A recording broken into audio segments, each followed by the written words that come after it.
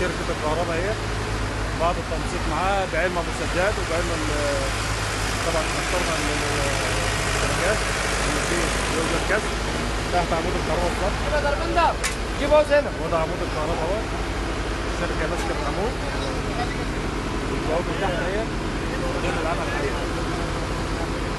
جيب يا بابا.